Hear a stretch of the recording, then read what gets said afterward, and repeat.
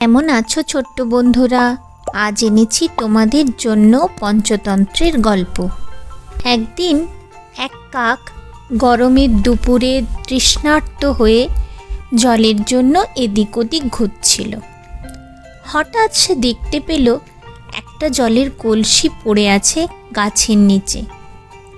জলের কলসি দেখে তৃষ্ণা নিবারণের জন্য কলসির মুখে এসে বসল কাকটি। কলসির মুখে তার ঠোঁট ঢুকিয়ে দেখল জল আছে একেবারে তলায়। সাধ্যমতো চেষ্টা করেও সেই জলের নাগাল পেল না। প্রথমে ভাবল কলসিটিকে ভেঙে ফেলবে, না পেরে চেষ্টা করল সেটিকে কাত করে দিতে, কিন্তু এসবের কোনোটাই করা তার শক্তিতে কুলিয়ে উঠল না। এমন হতাশার মধ্যেও তার মাথায় এক বুদ্ধি এলো।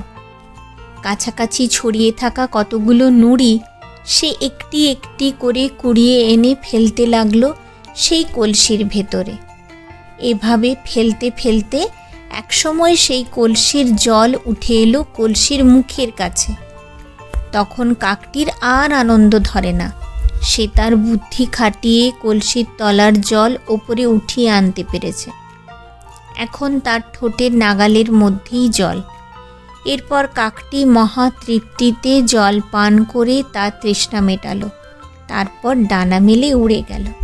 পরের গল্প বাতাস ও সূর্য। কে বড় তাই নিয়ে বাতাস ও সূর্যের মধ্যে একদিন ঝগড়া বাঁধল।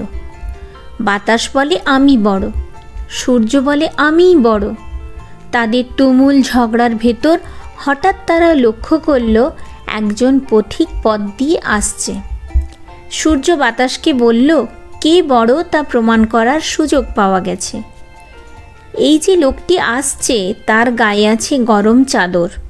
আমাদের দুজনের মধ্যে যে ওই চাদরটি খুলে ফেলতে পারবে নিঃসন্দেহে সেই বেশি শক্তিশালী। আমি তোমাকে প্রথমে সুযোগ দিচ্ছি, তুমি খোলার চেষ্টা করো। পরীক্ষায় কে বড় তা প্রমাণ হয়ে যাক। সূর্য মেঘের আড়ালে চলে গেল। বাতাস খুব খুশি হয়ে নিজেকে বড় প্রমাণ করতে কাজে লেগে পড়ল। প্রবল ঝঞ্ঝা নিয়ে বয়ে যেতে লাগলো বাতাস। সেই বাতাসে পথিক খুবই ঠান্ডা বোধ করতে লাগলো। যতই বাতাস বইছে ততই সে নিজেকে গরম রাখতে চাদরটি তার শরীরে চেপে ধরতে থাকলো। বাতাস একসময় হতাশ হয়ে হাল ছেড়ে দিল। এবার সূর্যের পালা। সূর্য বেরিয়ে এলো মেঘের আড়াল থেকে। সে প্রখর রোদের আগুন ঝরাতে লাগলো। সূর্য তাপে উত্তপ্ত হলো পথিক। অসহ্য গরম অনুভব করে তখনই তার গা থেকে চাদরটি খুলে ফেলে কাছাকাছি এক গাছের ছায়ায় বসার জন্য এগিয়ে গেল।